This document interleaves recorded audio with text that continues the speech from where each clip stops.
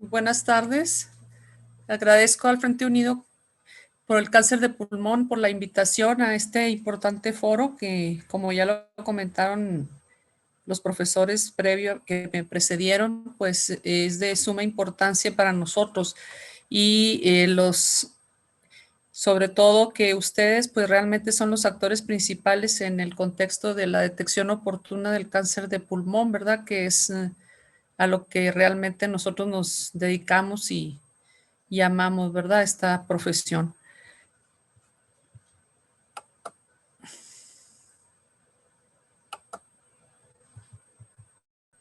Bueno, sabemos, como ya se comentó, que en México se registran actualmente 10,000 casos nuevos de cáncer pulmonar y solo 5% de ellos son detectados en estadios tempranos.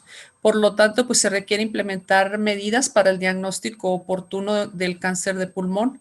La mayoría, como ya se comentó también, se detectan en estadio tardío, ¿verdad? Y pues solamente los pacientes que pueden ser detectados en etapas tempranas son candidatos a cirugía o radiocirugía, con lo cual estos pacientes lograrían una sobrevida de más del 70% después de dichas intervenciones.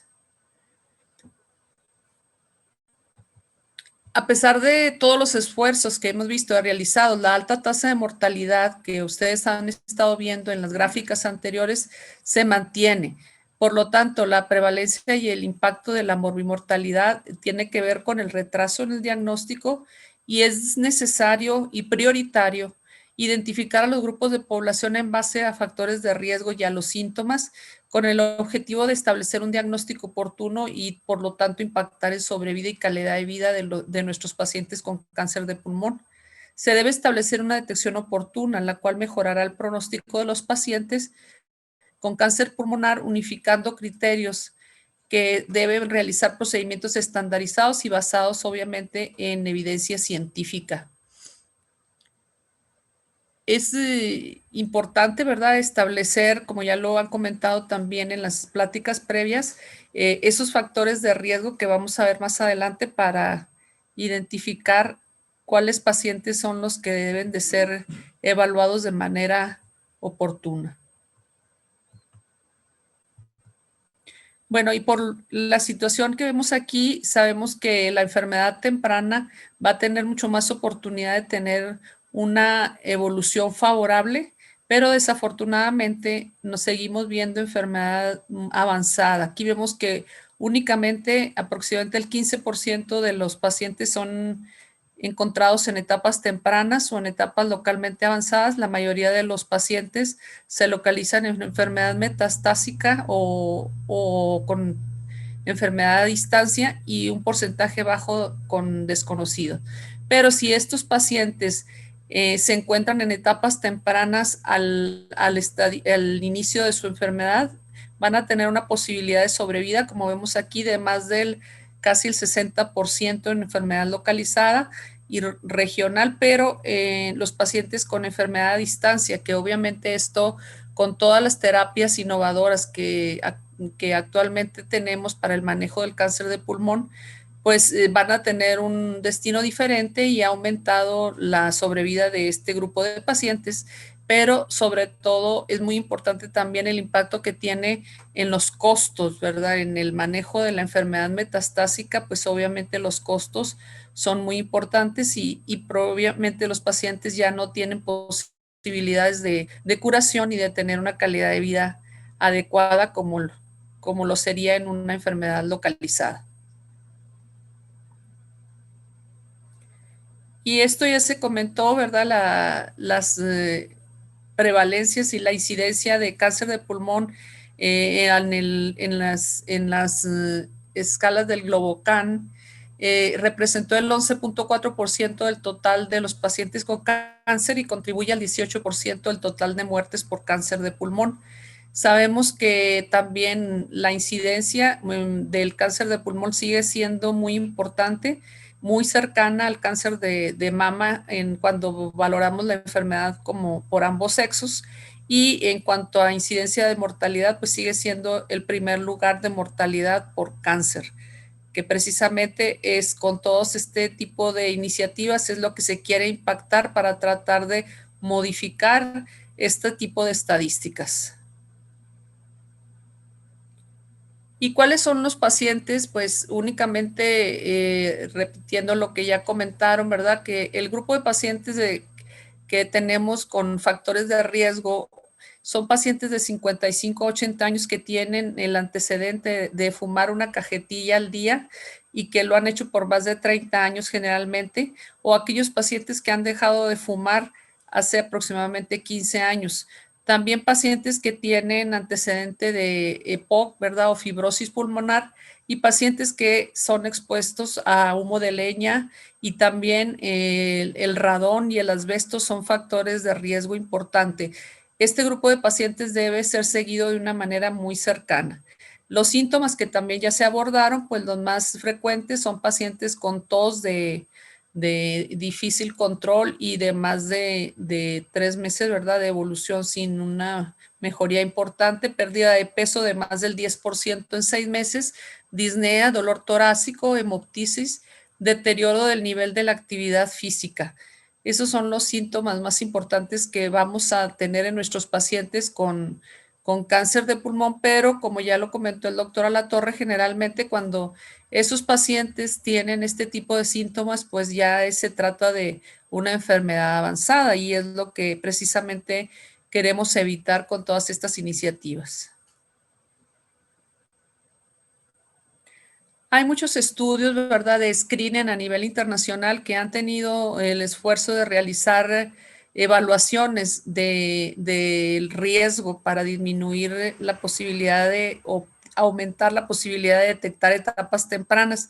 Y uno de los estudios más conocidos es el National Lung Screening Trial. Este estudio es uno de los más importantes a nivel mundial, en el que se demostró que el utilizar el control o el seguimiento de pacientes con una tomografía de baja dosis, después de identificar pacientes de alto riesgo, como los que ya comentamos, pacientes de 55 a 74 años, arriba de 30 paquetes año, se realizó la comparación entre tomografía de baja dosis y la radiografía estándar, ¿verdad? Y la reducción del riesgo haciendo una tomografía de baja dosis fue de un 20%. Entonces esto tuvo un impacto muy importante a nivel mundial y es uno de los estudios en los que se basa la detección oportuna del cáncer de pulmón. El National Lung Screening Trial es un estudio que pues intenta principalmente demostrar que el realizar este tipo de estudios como una tomografía de baja dosis tiene mucho más impacto, sobre todo en la detección de nódulos pulmonares, y como vemos aquí podemos identificar que el realizar este tipo de estudios tuvo una disminución del riesgo de manera importante, hasta de 20.3% en comparación con una radiografía simple. Desafortunadamente, como ya lo comentamos, lo comentaron previamente, la posibilidad de tener este tipo de equipos en todas las instituciones o en instituciones gubernamentales, pues es baja realmente, y seguimos aún realizando estudios con radiografía de tórax, que es lo que tenemos a la mano, pero idealmente la tendencia es hacia realizar este tipo de estudios con tomografía de baja dosis para aumentar la posibilidad y la sensibilidad de detección de nódulos pulmonares principalmente. Con esto, como lo sabemos, ¿verdad? Pues se reduce de manera importante la morbilidad. Y esta es una campaña, ¿verdad?, que iniciaron en el estado de Texas, como vemos aquí. Es una campaña informática importante que se ha hecho, ¿verdad?, de manera global en el estado de Texas, y que comentan que aquellos pacientes que tienen el antecedente de fumar por más de 30 años una cajetilla de cigarros o 15 años con 2 cajetillas, ¿verdad?, durante 15 años, son pacientes que pudieran tener riesgo o altos factores de riesgo para desarrollar cáncer pulmonar. También es importante, ¿verdad?, que esto les comentan que va a impactar en la reducción del cáncer de pulmón en un 20%. Sabemos que la incidencia actual anteriormente era hacia mayor en el sexo masculino que en el sexo femenino, que aún sigue siendo así, ¿verdad? Pero la incidencia por el hábito tabáquico ha sido también un aumento importante en el sexo femenino, dado que la mujer pues ha aumentado sus hábitos y en comparación con el varón, ¿verdad? Entonces también debemos de considerar que este tipo de pacientes deben de ser evaluados. Y otro de los estudios que también son pivotales en el screening del cáncer de pulmón es el estudio Nelson. El estudio Nelson es un estudio que evaluó o ha evaluado la detección de nódulos pulmonares y de esta manera se evalúa en un grupo de pacientes bastante importante, ¿verdad? El N de los pacientes fue 15,000 pacientes en edades de 55 a 74 años quienes eran fumadores, ¿verdad? Como ya lo comentamos, por 30 años o también pacientes con alta prevalencia. Aquí lo que se vio es la estrategia del estudio Nelson es la detección de nódulos pulmonares y sobre todo el tiempo de doblaje de los nódulos pulmonares. Esto quiere decir que entre un estudio y otro, ¿qué posibilidad o qué cantidad habían sido aumentando el diámetro de esos nódulos? Esto los hacía un nódulo sospechoso de tener cáncer o de ser candidatos a una revisión como factor de riesgo para decidir si era cáncer de pulmón. Entonces, estos dos estudios, el que ya comenté y el estudio Nelson, pues son estudios pivotales para el screening de cáncer de pulmón a nivel mundial, aunque en el momento actual, pues hay una revolución precisamente en este tipo de estudios y vamos a verlo en un futuro la situación que se pretende buscar o que se pretende hacer con todos estos estudios, pues es disminuir la incidencia del cáncer pulmonar a un plazo muy corto, se habla hasta de 2025, o sea, tenemos poco tiempo para realizar todas estas estrategias. Nosotros los oncólogos nos basamos en guías internacionales para realizar nuestra práctica clínica diaria. Y estamos viendo aquí que una de las guías internacionales básicas para nuestra práctica clínica es las guías del NCCN, que son las guías americanas, en donde observamos que los pacientes se dividen de acuerdo al estatus de riesgo en dos grupos, en los de alto riesgo y los de riesgo moderado y bajo riesgo.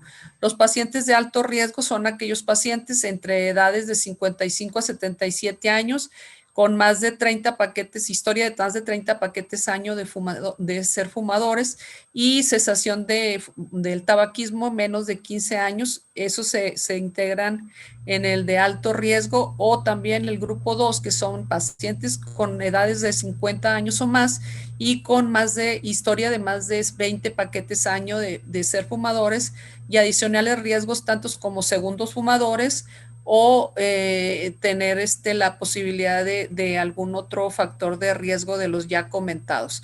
Estos dos grupos son los que en un momento dado serían candidatos para realizar un estudio de screening y valorar un estudio de tomografía de baja dosis. Son los grupos importantes. Los grupos de riesgo moderado, que son aquellos con edades mayores de 50 años, pero que tienen mayores de 20 paquetes años, o segundos fumadores, pero que no tienen riesgos adicionales, o aquellos de bajo riesgo, edades menores de 50 y que no tienen antecedente o menos de 20 paquetes año como historia de fumador. Se recomienda que no es recomendable pues, realizar el estudio de screening de manera oportuna. Pueden dársele seguimiento nada más. Y bueno, pues y solamente aquí para que quede un poquito más claro cuál es el estatus de riesgo de nuestros pacientes que vamos a tomar en cuenta para desarrollar el screening oportuno, ¿verdad? Con la tomografía de baja dosis, como ya lo comenté.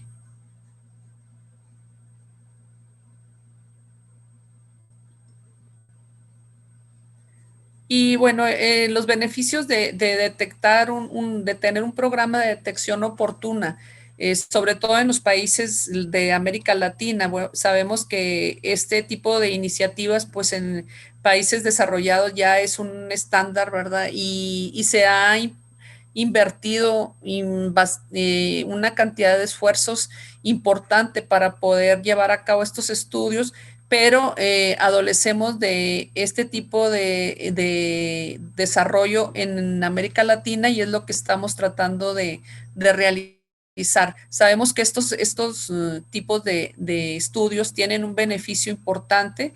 Estos estudios pudieran realizarse en México y tendríamos una detección oportuna y tendríamos un impacto importante, sobre todo en la incidencia. Sabemos que los riesgos es que haya falsos positivos y hallazgos incidentales.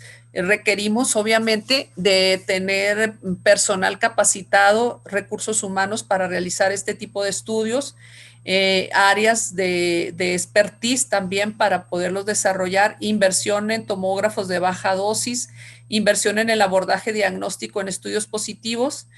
Sabemos que al detectar estos pacientes se deben derivar a un área de tratamiento donde se les pueda realizar todos los procedimientos adecuados desde el abordaje diagnóstico hasta el tratamiento según la etapa clínica. Este tipo de estudios también genera estrés y ansiedad en nuestros pacientes. Obviamente tenemos que explicar el motivo y el por qué realizarlos y cuál sería el impacto o beneficio de los mismos. Puede haber un sobrediagnóstico y pues se habla de exposición a la radiación, pero realmente con los estudios de baja dosis, las tomografías de baja dosis, la exposición a radiación es mínima. Este es un flujograma que se valora en los catálogos del Seguro Social, pues como vemos aquí, pues prácticamente es la misma situación que ya comentamos, aquellos pacientes que tienen ciertas características, que tienen factores de riesgo para poder desarrollar cáncer pulmonar, son llevados hacia realización de tomografía de baja dosis. Desafortunadamente, pues también está muy limitado este tipo de equipos en la mayoría de los centros pero es muy importante saber cuáles son los pacientes que realmente se van a beneficiar de estos estudios y cuáles pacientes son los que realmente debemos de tener un seguimiento oportuno. Cuando se lleva a cabo estos estudios o esta detección, los pacientes que sean confirmados con biopsia o con citología, con broncoscopía, deben de ser llevados a una clínica de pulmón especialmente y de acuerdo a la característica y a la etapa clínica, si es una etapa clínica temprana, se va a referir al área de oncología quirúrgica o oncología de tórax y si no se persiste sospecha de cáncer pulmonar, se pueda realizar diagnóstico diferencial y tratar la causa que sea específica en el caso de que no se trate de cáncer pulmonar. Es muy importante y creo que como médicos de primer contacto vamos a tener este tipo de dudas y este tipo de interacciones que con el paciente, ya cuando tenemos el paciente que identificamos con un riesgo de tener una sospecha de cáncer pulmonar o con un factor de riesgo importante, pues es muy de suma trascendencia que nosotros resolvamos las dudas con el paciente. Y primeramente, pues tenemos que hablar con él y comentar cuál es la situación de realizar este tipo de procedimientos.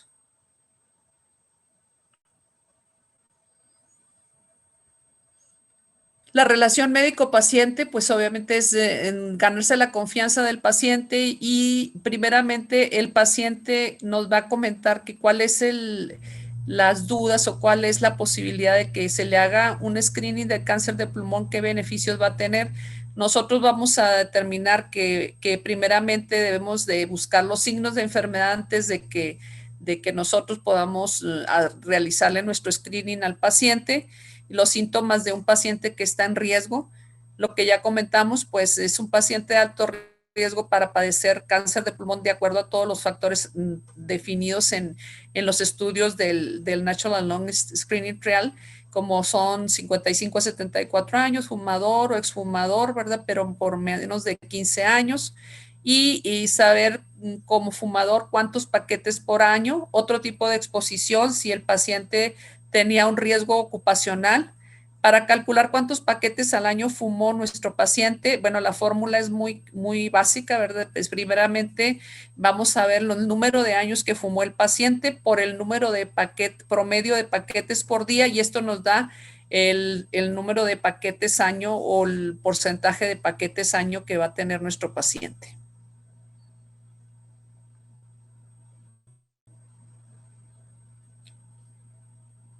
También en cuanto al proceso de screening, tenemos que saber que el paciente debe tener una evaluación previamente por su neumólogo. Muchos de estos pacientes pues cursan con comorbilidades como el EPOC, ¿verdad? Sabemos que varios pacientes con cáncer de pulmón tienen como antecedente el padecer enfermedad pulmonar obstructiva crónica, el padecer fibrosis pulmonar o el padecer problemas de asma bronquial de manera crónica. Entonces estos pacientes también van a ser pacientes de alto riesgo para desarrollar un cáncer pulmonar. El médico debe tratar de eliminar dentro del contexto de su evaluación la radiografía de tórax hasta donde sea posible. Obviamente, si no tenemos acceso a ninguna posibilidad de una tomografía de baja dosis, pues al menos hacer una radiografía de tórax, pero idealmente debemos de tener al alcance la tomografía de baja dosis por la importancia que ya comentamos de disminuir el riesgo hasta en un 20.3% de presentar cáncer de pulmón y de mortalidad.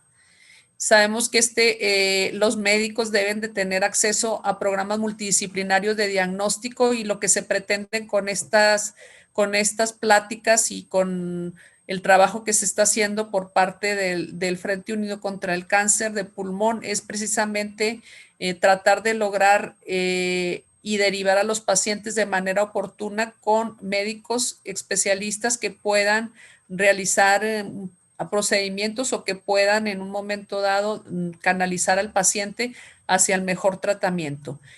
Claro que puede haber falsos positivos y falsos negativos. Debemos de explicar a nuestro paciente que el riesgo de tener una exposición acumulativa con la radiación, con la tomografía de baja dosis es muy baja. La dosis promedio de una tomografía de tórax común es de 6 a 8 milisieverts. En una tomografía de baja dosis se reduce a 1 milisieverts.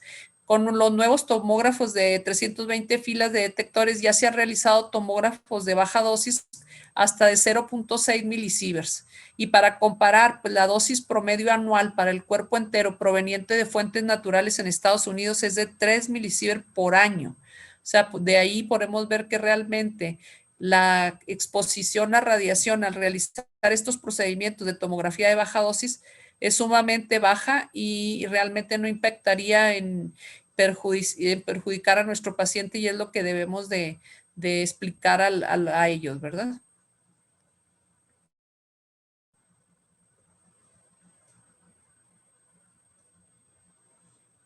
Lo que es importante también es que ese paciente que nosotros vemos en el primer contacto, tenemos que saber si ese paciente es un paciente que se está valorando en el área institucional o es un paciente que tiene una cobertura médica que cubra una tomografía de baja dosis. En el caso de tener esta cobertura médica, ¿qué pasa si el costo de procedimientos que se originen en los probables hallazgos de la tomografía computada de baja dosis? Pues obviamente es importante tener acceso a situaciones o a áreas donde el paciente pueda ser canalizado para que tenga un tratamiento adecuado. Menciona que el paciente muchas veces pregunta que si estos resultados pueden alterar su calidad de vida en caso de que sea un diagnóstico determinado, ¿verdad? Pues obviamente sabemos y debemos explicar que si no, en caso de que haya una situación esta situación que el paciente se va a detectar en una etapa temprana y que posiblemente pueda ser una situación curable que pueda evitar el desarrollo de una enfermedad mortal, ¿verdad? Es muy importante explicar. La radiografía como opción para el screening, pues es una cosa que debemos de tratar de evitar, pero de no ser así, pues es importante realizarla. Se debe llevar a los pacientes a centros calificados que proporcionen tomografías de baja dosis y un equipo multidisciplinario que pueda darle seguimiento. Antes de la consulta, debemos de evaluar al paciente de acuerdo a los criterios del NLST, saber si ese paciente cumple con los criterios de alto riesgo o de riesgo moderado, como lo comentamos, sobre todo pacientes de alto riesgo principalmente, para saber si realmente amerita realizar un estudio de screening y valorar si este paciente tiene otro perfil de alto riesgo que lo hagan un buen candidato al screening con tomografías de baja dosis. Aquí solamente para dar algunos ejemplos, como ya se comentaron, bueno, estos son ejemplos en estudios de radiografía simple, donde vemos ya áreas altamente sospechosas de tener un nódulo sospechoso de malignidad y ya en una tomografía pues estamos encontrando nódulos que tienen características muy, muy, muy importantes de sospecha de tener actividad tumoral y deben de ser, estos pacientes deben ser canalizados para su evaluación con el equipo multidisciplinario de expertos.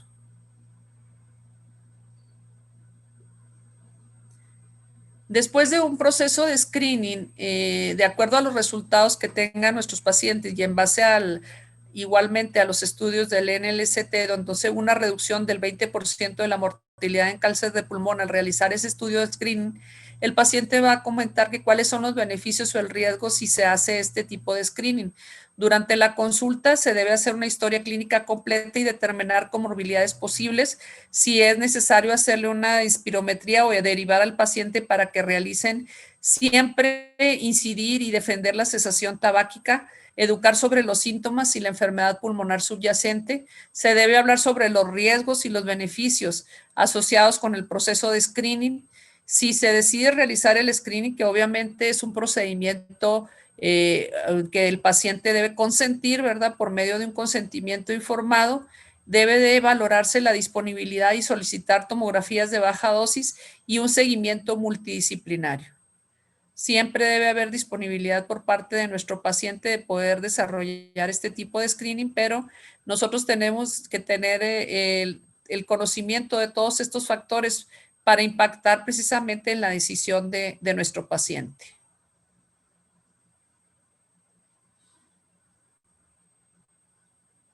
Y bueno, sabemos que también el problema real es la falta de comprensión del beneficio.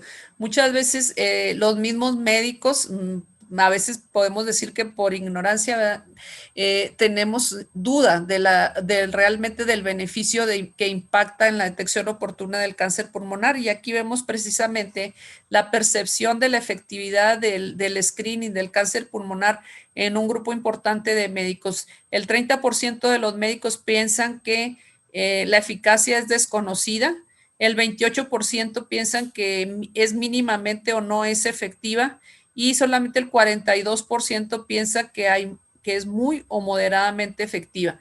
Entonces, aún por eso es que también la importancia de realizar estos foros para que vean ustedes que realmente el impacto de realizar un screening o una detección oportuna es sumamente trascendente para que disminuya la mortalidad de nuestros pacientes de cáncer pulmonar.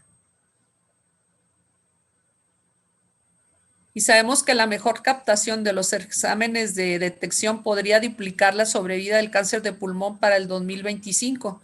Como ya lo comenté, hay iniciativas internacionales que van a revolucionar precisamente la parte de la detección oportuna para tratar de tener esta meta de disminuir hasta en un 30% la sobrevida del cáncer de pulmón para este tiempo.